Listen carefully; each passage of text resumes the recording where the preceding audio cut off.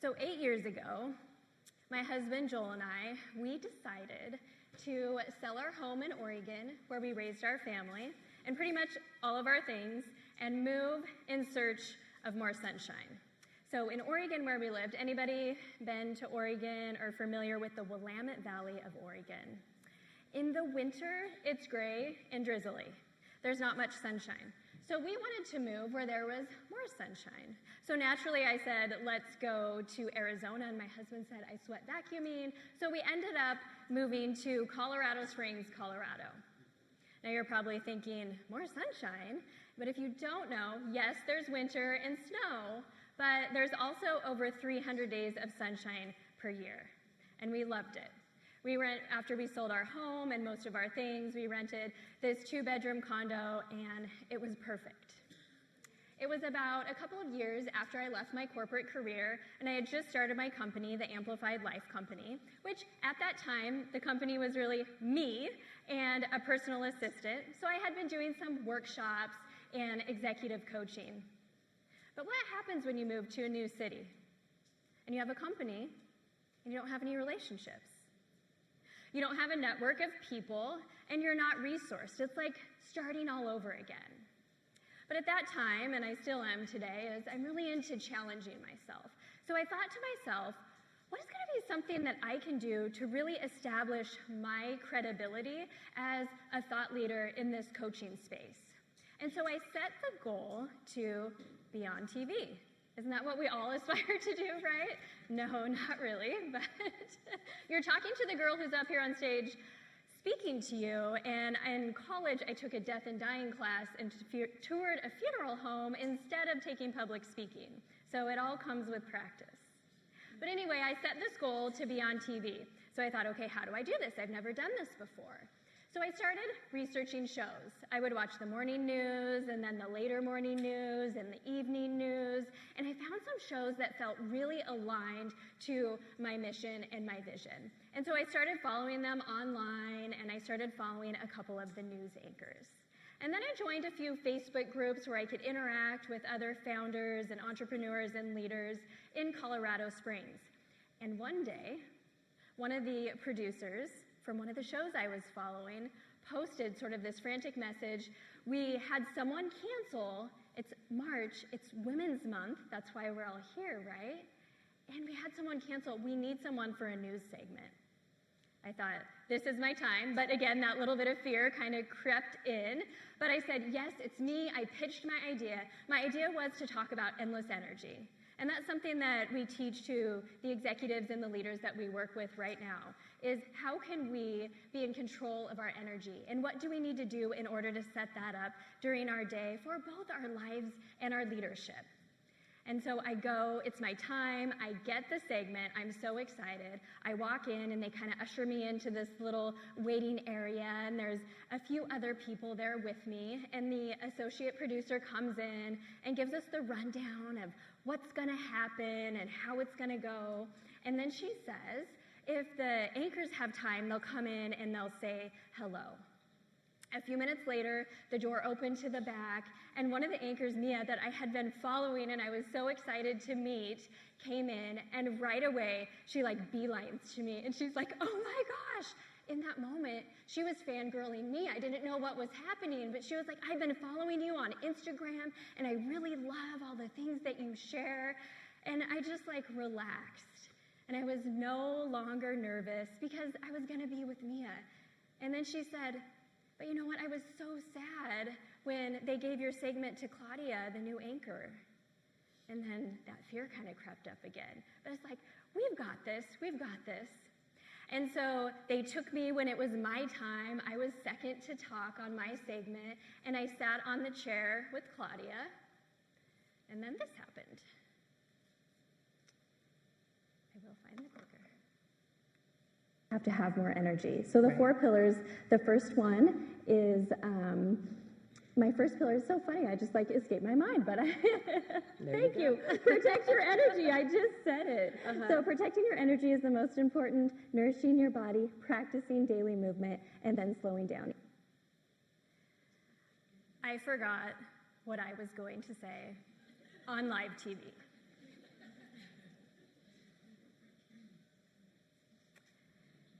And in that moment, as I drove away from the studio, there was this mix of disappointment in myself, some nervousness, some overthinking, the normal things like probably what would happen to anybody.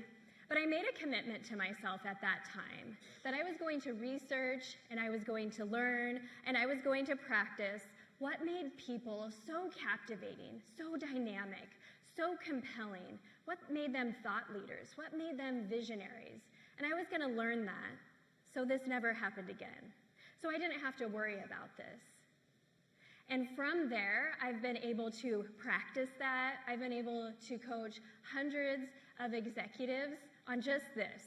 And what I've learned is it really comes down to 3 essential things that all dynamic communicators have in common. And so that's what I'm going to share with you all today is the 3 things, the 3 tools that you need to be captivating and compelling in your thought leadership and have visionary influence. How does that sound? Good. All right. Yeah, let's clap. Let's bring the energy up. I like this.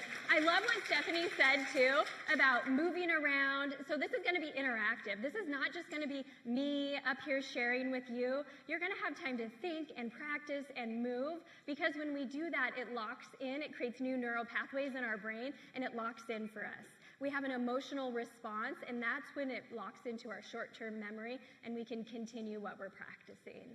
So the 3 things that I'm going to share with you today, the first thing is the intentional shifts that you can make in your energetic presence to be more captivating and more charismatic. The second thing is how you can use your own lived experience to create your own thought leadership and really stand for something.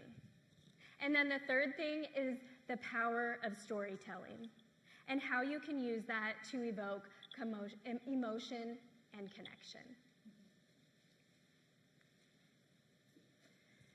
So within seconds of meeting someone, the 2 questions that are most often asked are, can I trust you and can I rely on you?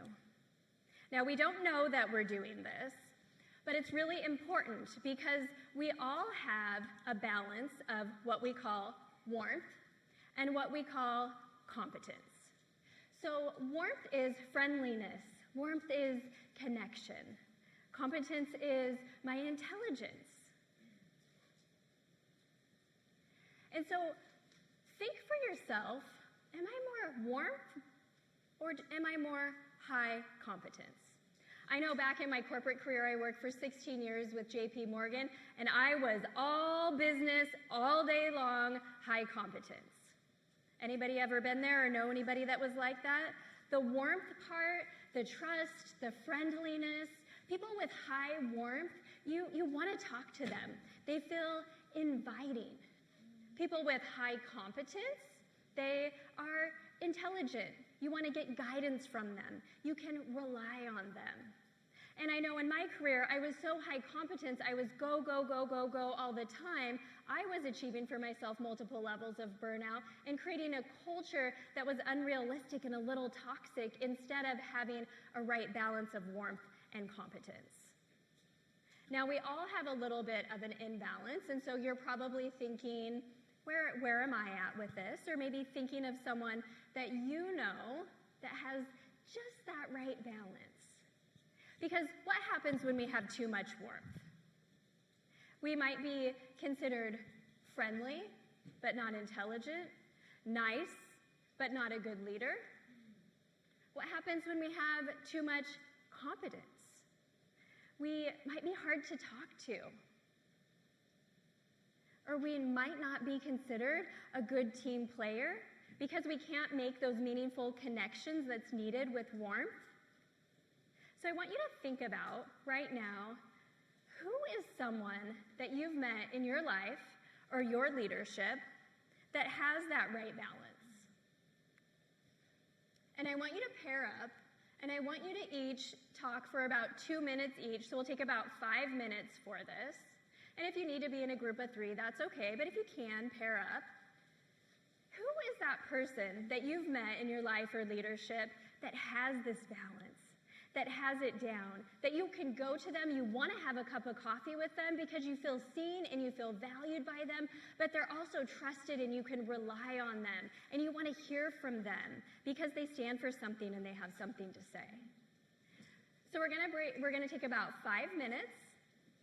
The person with the longest hair is gonna share for 2 minutes first of their person. What did they do? And this important thing is, how did you feel in their presence? And then go ahead and switch, and I'll call us back when the 5 minutes is up. So, please.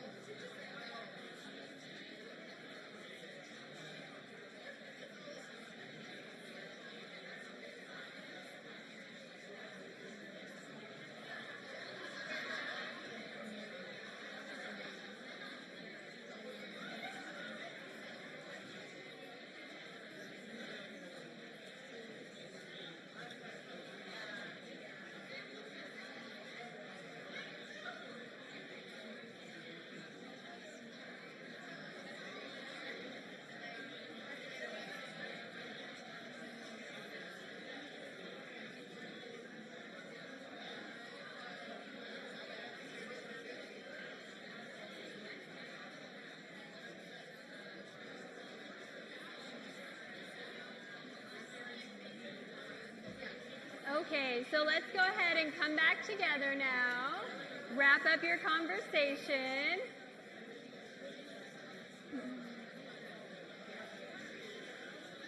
If you can see me raising my hand, raise your hand. And when you raise your hand, that means we'll come back together. If you can see me raising my hand, raise your hand. Okay, first of all, kudos to this room for the energy and enthusiasm as well. Definitely matching Stephanie's example. I want to hear from a couple of you. How did that make you feel, that person? So don't all jump at once. We have someone that's going to come over to you with a mic, or you could just call on somebody if you'd prefer, or you could volunteer, either way. Right here in the back. We're coming to you.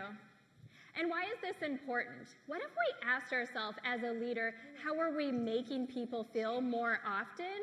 And what will make them feel that way? And then we adjusted our leadership as such. So how did they make you feel? Hi, Sherry Carpenter with Keep Florida Beautiful. I just feel that person makes you feel encouraged, valued, heard, and so that's kind of what I wanted to say. Also, if I could real quick, with the competency and the warmth, our group, we're talking about how it's almost like a sliding scale, especially for women. I think that we tailor our conversation to our audience, more so than men, in my opinion. We very much look at who we're speaking to and say, oh, I need to be a little warm, or I need to be a little more competent. So. And what did the table think about that? Did we like that? Do we think that was a good thing? Yeah, do we all think that's a good thing? That as women, we can adjust as needed? There's one caveat. Who else wants to share?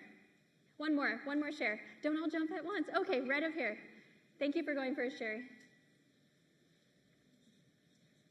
I'm Eileen Johnson with the Florida Healthcare Association, and my person that I always think of, a lot of the people in this room probably know her, is Marcia Kiner, and she was a great, competent, and warm leader. She invested in you. She brought you along to FSAE events to make sure she wanted you to succeed and get the skills you needed, but she also cared about your family, and she asked all the time. She'd come to my kids' events and stuff, and it just made me feel valued as a person, as an employee, and it just made you want to come to work and do better. So, I love that. A lot of what you shared, keep the mic for just a second, and it was Eileen? Eileen. Eileen, it's so nice to meet you. A lot of what you shared was warmth. So she asked about your family. She included you. What were some things around her competence that really made you feel like, wow, she really knows what she's talking about, and I really want to follow along? She was really invested in, especially FSAE. She just was a leader-driven person who achieved a bunch in her life. She would, she worked her way up to CEO of our association. She would be on all kinds of committees, and when she was on the committee, she made sure everything was taken care of. She always looked at the big picture too, and that was really competent of her, because like she could see where it needed to be, and then she would get your help to bring it along. So I love that. Thank you for sharing. One of the things that I want to be careful of, and I really love that this was brought up, that as women we do adjust, more competence or more warmth. But has anyone ever just went all the way over to warmth and really kind of dialed yourself down because of a situation? I know I have in my past.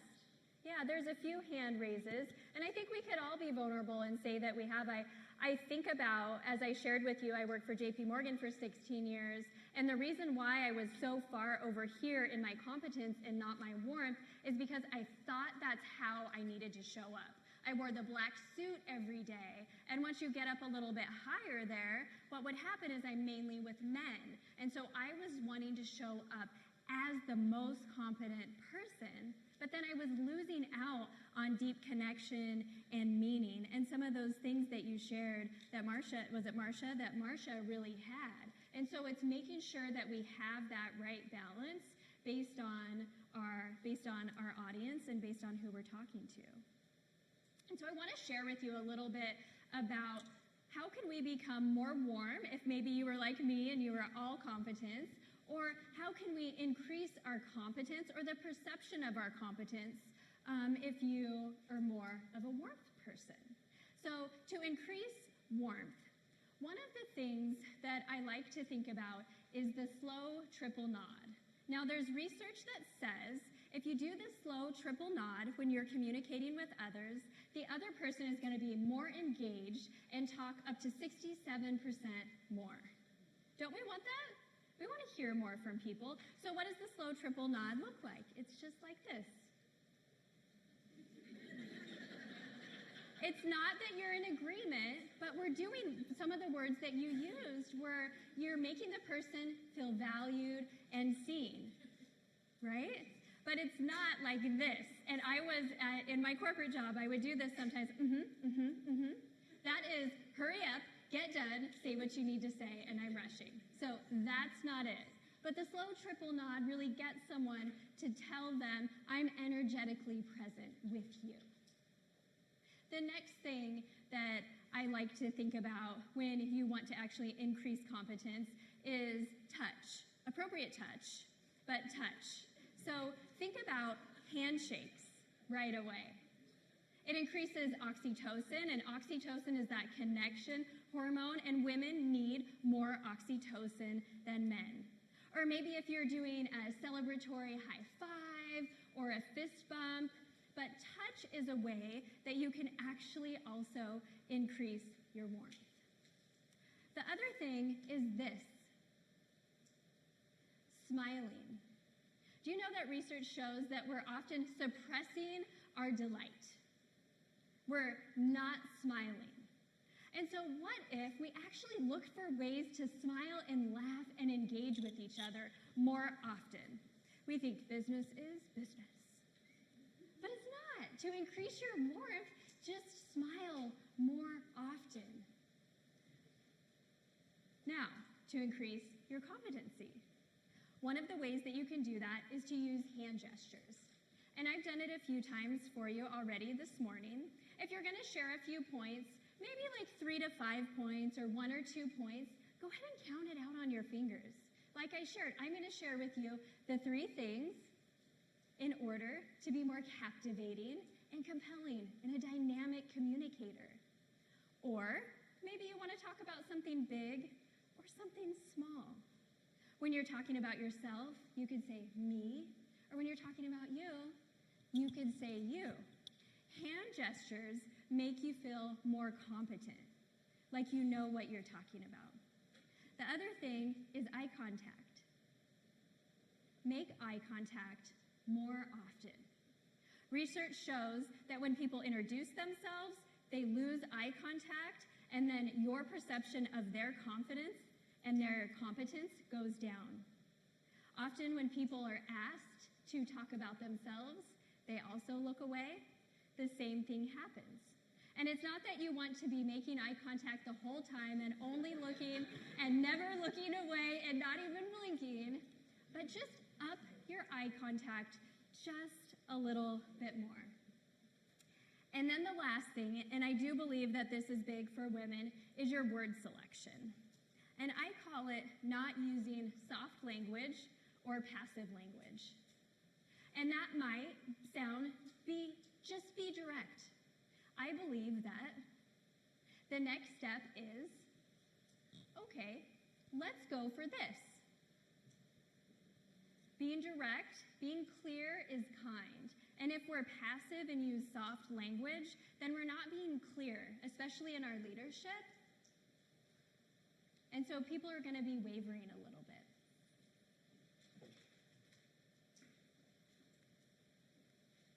Now, our voice is actually an instrument. And we don't use it that often in the way that it can be used. When you think about pace, if I was up here talking really fast and just getting very excited and talking to you about pace, pitch, and pause, and these are the 3 things that we're going to talk about right now, you'd go like, whoa, that's a little bit too much. Now, I do get excited, and I do talk quickly, maybe a little bit quicker than other speakers, but I've had to learn to slow it down. Or let's think about in a workplace setting, if you're in a one-on-one with someone and they're really amped for the day and you've just felt pressure all day long and they come in and they're really excited, like you want to try to match that, but maybe they should be matching you. Or same thing goes for if you're really excited about something and you go to a coworker or an employee, can you match their pace? That doesn't mean that you dampen your message. That doesn't mean you go into all warmth and using soft language. You're just matching their pace. And when you do that, they feel seen, they feel heard, and they feel value. Now, pitch is definitely something that I've had to work on. Like when you introduce yourself and it sounds like a question. Hi, my name's Carmen. Wait, what? Did I just ask? What?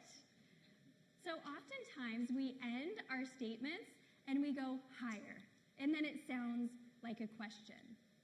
So research shows for both warmth and competence, what we really want to do is use the lower end of our vocal range.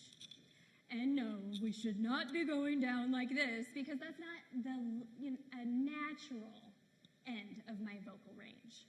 But you can all practice this so you can get a temperature check of where you're at with your high and your low of your vocal range, and I'll demonstrate it for you first.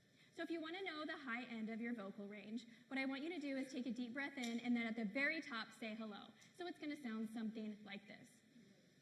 Hello. So did you hear that that was a little bit higher? But if you take a deep breath and on your out breath then say hello, that's going to be part of your natural lower range. So it would be like this. Hello. Want to try it? Let's all try it. So first, let's go ahead and breathe all your air out, and now take a deep breath in and say hello right away before breathing out. Okay. Kind of shake that up. Are you like, what just happened? Okay, now breathe all your air out. Take a deep breath in, breathe out a little bit, and now say hello. That sounds different, right? Yeah. And especially for women, we want to make sure that we're not always up here, that we're relaxed on the lower end of our vocal range. Now, this last point could very well be the biggest takeaway of the day, and that's the pause. The pause is the most powerful thing that you have, the most powerful tool when communicating. Earlier, I showed you a clip of forgetting what I said on live TV, and I said, yes, I forgot what I was going to say on live TV. And what did I do? I paused. As a speaker up here on stage, what that's doing, it's evoking emotion for you. It's giving you a moment to feel how maybe I would have felt in that moment. When you're communicating with other people, is anybody the one that's like, oops, silence, I better feel it and say something? I mean, I think we've all been there, right? But if we're communicating with others, it gives others space, time to think and feel, and for ideas to land. And as leaders, we often have so much on our plate, we forget about the pause, and so when there's silence, we just feel it. And that great idea that our employee or our coworker, or maybe even at home, our spouse or our children or our significant other, like they could have had something really great that they wanted to share and I wanted to hear, but I was in too much of a rush and I didn't pause. So these three things are so important when you're using your voice. Okay. Charisma is something I love to talk about all the time, and it's really your ability to attract, inspire, and compel others. So really quick, I think I have about like 6 or 8 points, and I'm just going to run through these really quick, and then we are going to move to that idea number 2 of thought leadership. So introduce yourself. When you're in the elevator, when you're here, when you're anywhere, be the one to introduce yourself. And remember, hi, I'm Carmen. No, hi, I'm Carmen. It's nice to meet you. With a handshake. A handshake connects you. So who's the first? Show of hands if you're the first person usually to introduce yourself or if you wait for others. Ooh, we got some overachievers here. Yeah. So introducing yourself, it breaks down that barrier. Use names. You noticed when Sherry and Eileen, did I get it right? Okay, both spoke. I used their names. When you meet someone, use their name, say it out loud. You're more likely to remember it. When you leave them, oh my gosh, it was so nice to meet you, Stephanie. I'll see you again after lunch. Use names. Practice eye contact. So this was something that really hit home for me after the pandemic because I realized when I'm out and about, people are like this. And here I am. This is what I look like. Let me back up. Okay, here I am walking just out in the community. You know, and people are like this. And maybe they think I'm crazy, but also I want to make eye contact with people. I want to smile at them, even if it's a stranger. You never know who you're going to meet or who's going to be placed in your path that could be an opportunity for you to serve them or them to serve you. So making eye contact. So my challenge to you during this time, don't be looking down when you're walking around. Walk around with a positive expression on your face, making eye contact. It's so important. Smile big and often. Okay, let me tell you about smiling too. There's a couple of things about smiling. So research shows that if you can tell that someone is fake smiling, that it's like a big turnoff. How do you know if it's a real smile? And I put my hair back because if you're using your upper cheek muscles, it's going to be a real smile and it's going to feel really, really good. So smile big and smile often, not that fake smile. My husband is great about telling me about this. Oh, you got your fake smile going again, huh? I'm like, thank you. Thank you for checking me on that. All right, round of applause for anyone sitting in this front row right now. Be a front seater. Right away, high competence, I think. Anyone sitting in the front. Because why would you not want to sit at the front? Why wouldn't you want to be closest to the action? Why don't you want to not miss anything at all? I want to be a front seater. Okay, you might be calling BS on this, but this works. So if you see someone and they're like, oh, hey, how you doing? Or if you see someone and they're like, hey, which one do you want to talk to? You want to talk to the one with more energy that's like, let's go, let's do this. Practice speaking up. So this is going to be great because during the day today, you'll have more time to speak up and connect. So these are all things that you can practice while we're here today. And then appreciate everything. So if you can be in a state of gratitude and appreciation, it's really hard to be down in the dumps about anything or upset about anything, and even the small things. Like I was super excited that my shoes didn't get scuffed in my bag. And I was like, I'm wearing those shoes. Those shoes make me feel good, right? Like just appreciating the little things or all the people that sat in the front row, the smile, the engagement that we've been having so far. Okay, my team was like, you have to give them this free thing. So we created this guide that is personally and professionally how to start conversations, how to start stories, how to start sharing your thought leadership, and you can download the free PDF so you can scan it here because this is not something that we're going to go over, but when you leave today, I want you to have a resource that gets you going. I don't want you to have the tools and be like, oh, I don't know the first step to take. This will give you the first step on conversations, on speaking, and on thought leadership. So you could go ahead and give that a scan.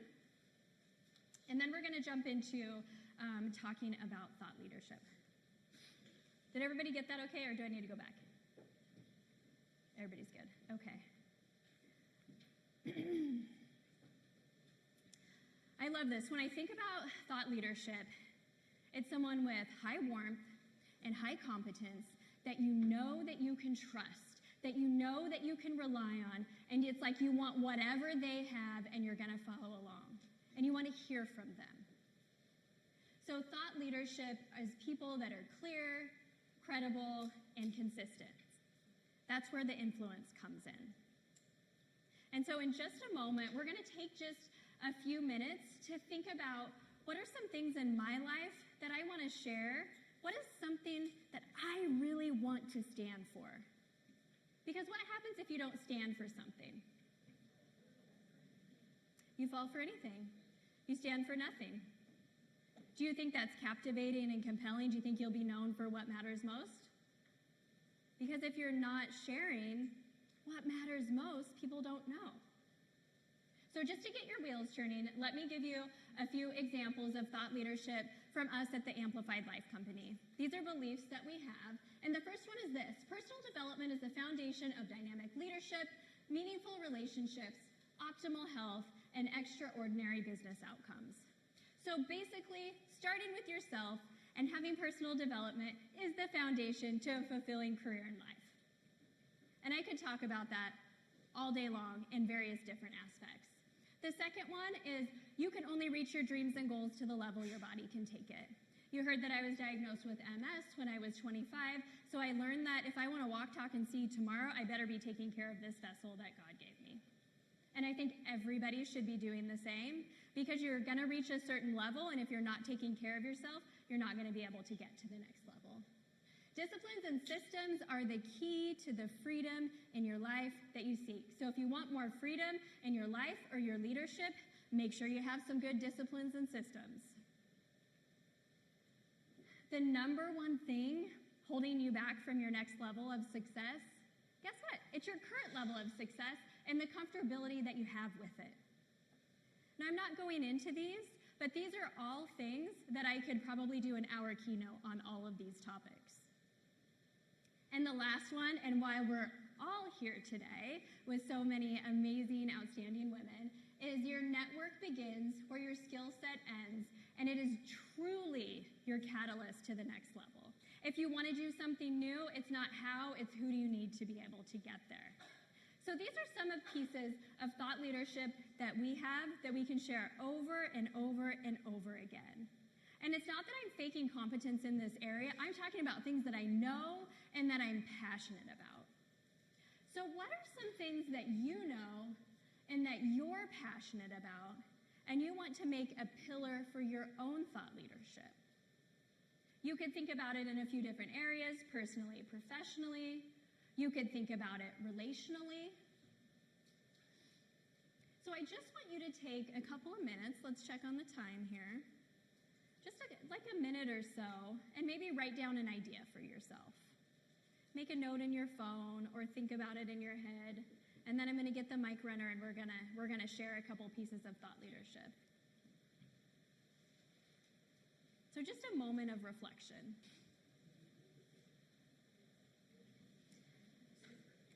Okay, so in the essence of time, who has something that they're just like dying to share? Like, this is something that I really want to stand on and I really believe. Now is the time to start sharing it, even if you've never shared it before, because this is a safe space.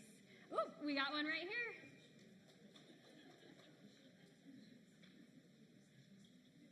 This might be inappropriate, but I often think there are way dumber people that are successful doing whatever I might want to do. That's it. Thank you, Laura. 110%. Thank you, Laura. Who else has something that they want to share? Maybe from over, oh, perfect.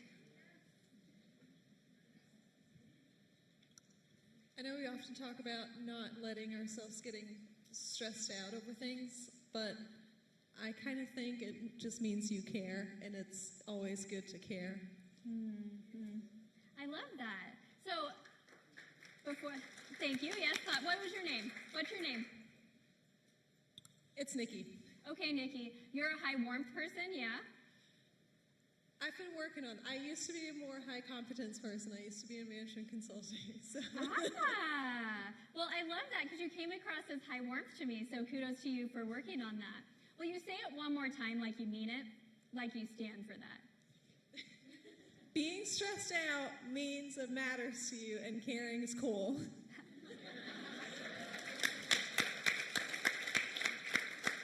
Because stress can be a good thing, and we all have different levels of stress and how we manage it, and a little bit of pressure and stress is good, right? Okay, one more, because this is really fun. Yes, here, and then we have, okay, one here and then one there.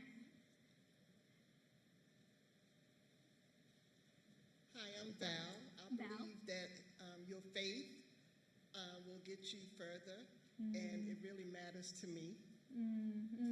Yes, amen. My prayer before I get on stage, always, every time, is, okay, less of me, more of you. Let's go. Thank you for sharing that. Okay, one more over here.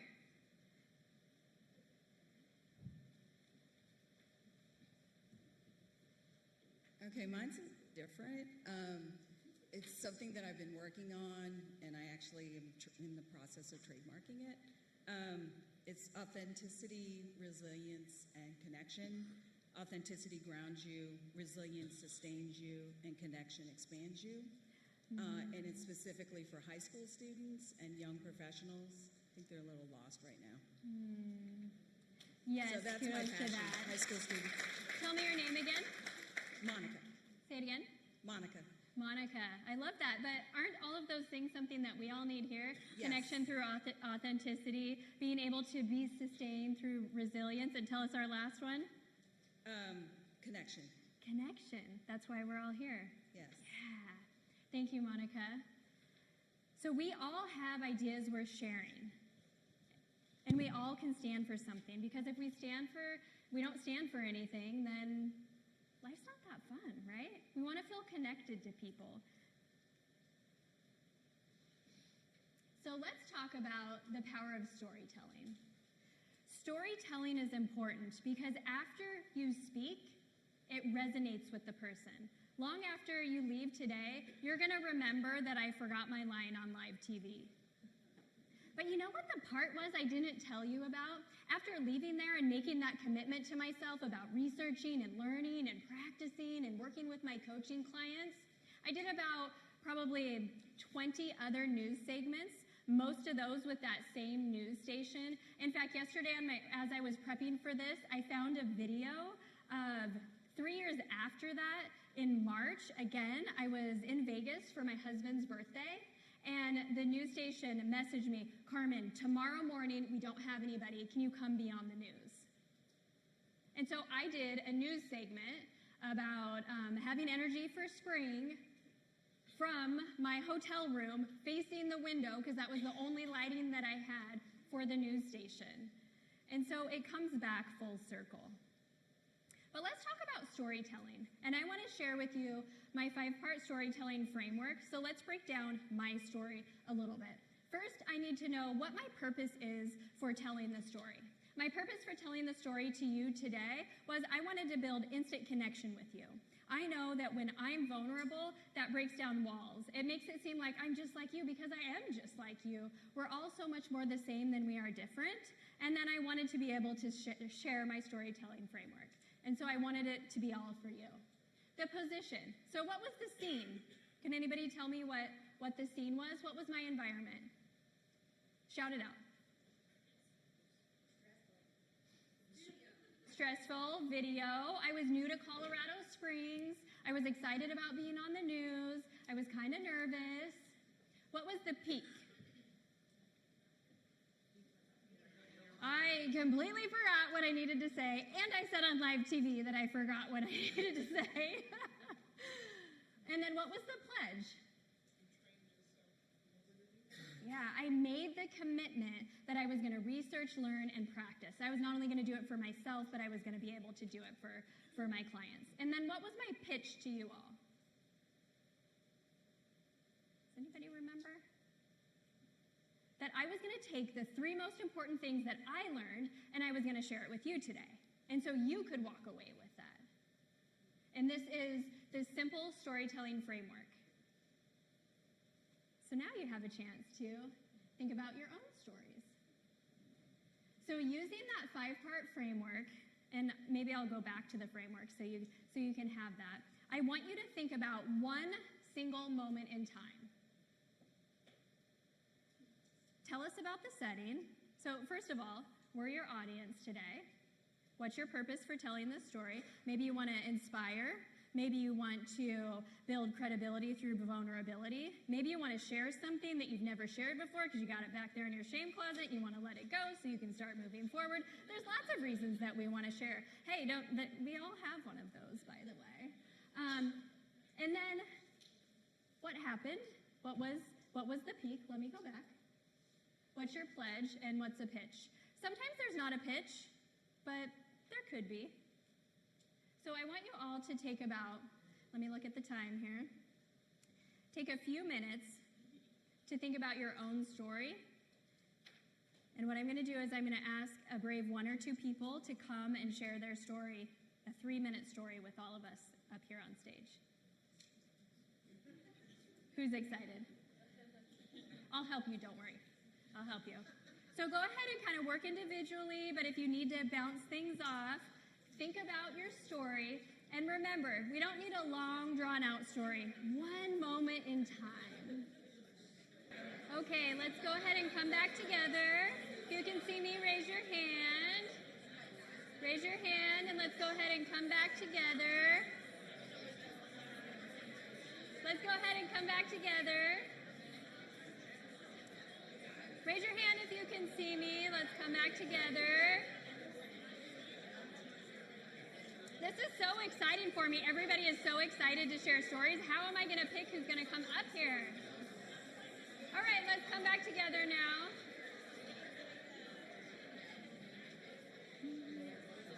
Here we go, here we go, here we go, here we go. Okay, now, this was like, Stephanie had said speed dating, but this is like speed storytelling, but you get something out of it. So who wants to come up here and share their 3-minute story using this framework? Raise your hand. I would love for you to come up and share. Yeah, and I'm going to want one more person, so be thinking. Round of applause.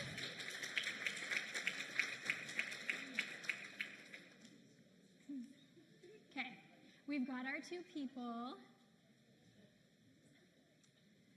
You've got this. You are so glowy. Come on, Bailey. Okay, let's give a round of applause for the outfit today. Is this gorgeous or what? Here's your mic. And you have 3 minutes to share your story. You've got the stage. Good morning, everyone. How are we today? My name is Bailey. I am from Sarasota. I represent the Opal Collection. I moved here 2 years ago in June. So I am originally from New Jersey. It's cold up there. Still very cold up there. Graduated college in 2020. Does anyone know what happened in 2020? Imagine graduating in the hospitality industry in 2020. Not much happening on. Got your degree, ready to move in. No. Especially New Jersey. I just learned that in Florida, you guys were working very hard. Not here. I was wiping down my Clorox wipes with my groceries. So, about 2 years ago, I was at my wit's end, still job searching, because in New Jersey, obviously, the hospitality industry was still growing. Having very hard family problems since her in the mental hospital. Mom's a single mom, being a second parent to both my siblings. Hit a brick wall. I was like, I can't do this more. One, it's cold. It's still cold in March. 2, job searching is not working out. 3, I don't even know what my purpose is anymore. I just woke up one day in my living room, and Lily was like, F it. I'm done. I'm done with this. I was like, I'm just gonna pick a new place, go, and move. So I started job searching. My mom's best friend lived in Sarasota. I was like, oh, this sounds nice. Started job searching, applied for the Longboat Key Club. I was like, what are the odds this is going to work out? But I'm just at this point where I'm like throwing dolls to the wall. Flew down for my interview. 3 days later, they called me, can you start next week? Packed up my bags, packed up my whole house in 3 days, and did the drive down. And I'm very, very lucky to say that I work for a great team, great supportive. We do our 8 a.m. coffee talks every Friday morning. Always asking about coffee. I know, sorry. It's just very important to just throw a pin at the wall, say F it, and start your life over, and you can at any moment, and that is what I did.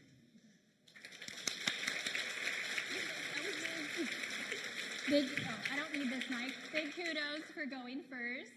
Yes, one more round of applause. Thank you, thank you, thank you.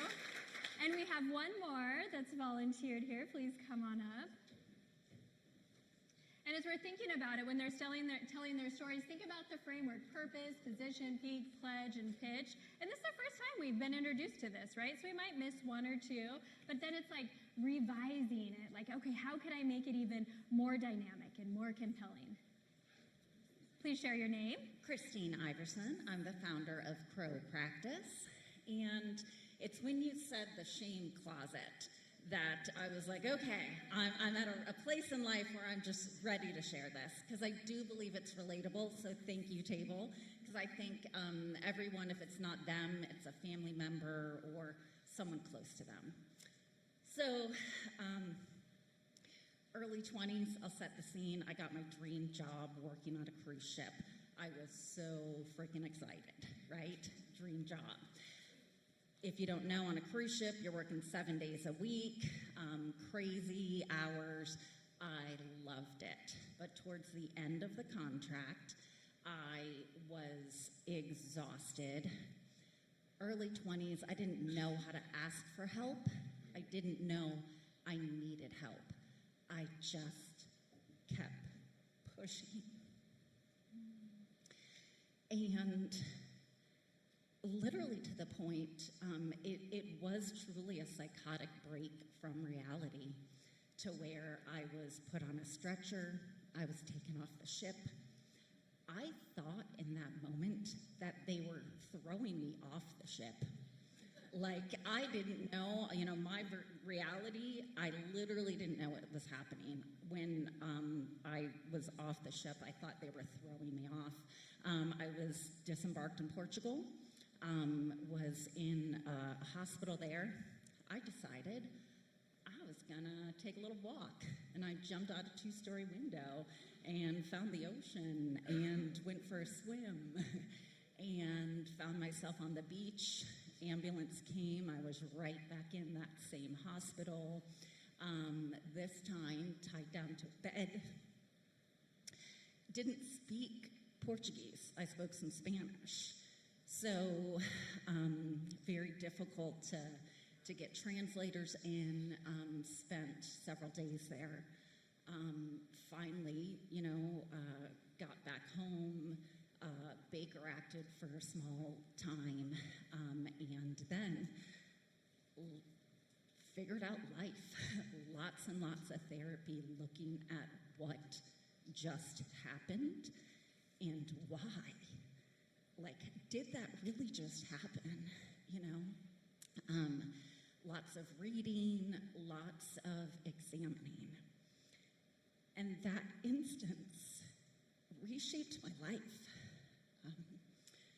So if there's anything I want to stand for, it would be destigmatizing mental health, because I've never shared those details publicly, and it's been so long, and that's so, far detached, but like, that can happen. Like, that happened to me, and it was a lot of unpacking and a lot of difficult work. Thank you.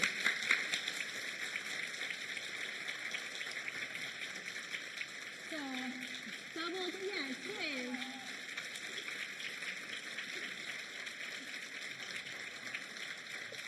That was so beautiful.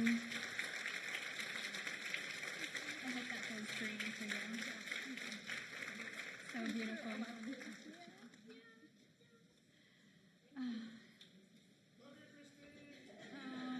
I'm just so moved by that.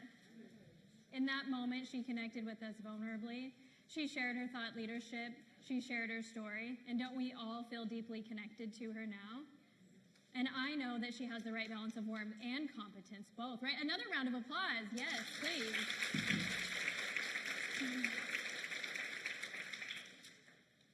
And so little did you know that you walked in here with, I'm going backwards, by the way. Let's go forwards.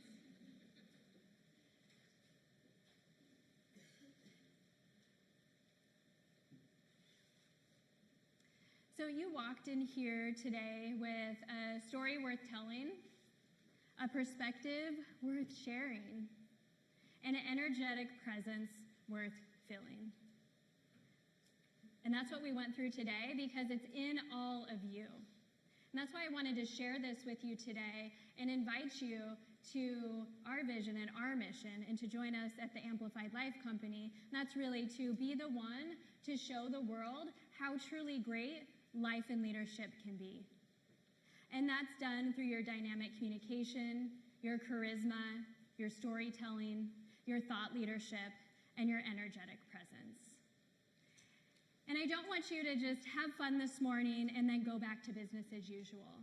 I want you to take at least one thing from our morning session today, and I want you to commit to yourself to putting it in practice, just like I did on the TV show, because remember, it was very fruitful for me to put that into practice, and I know that it will be for you as well.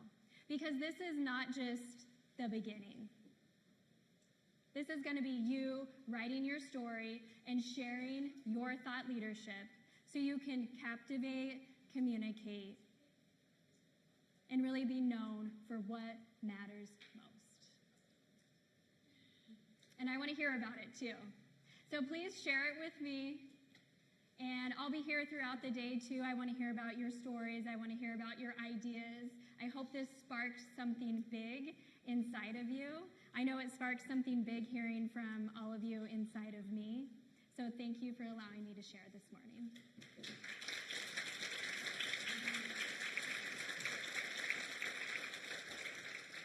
Carmen, quick question. How do you pronounce your last name? Ohling. Ohling. Yeah. Well, Carmen, thank you so much. Yeah, thank you. We cannot thank it enough, right? For how many tips? Thank you. Awesome. Thank you.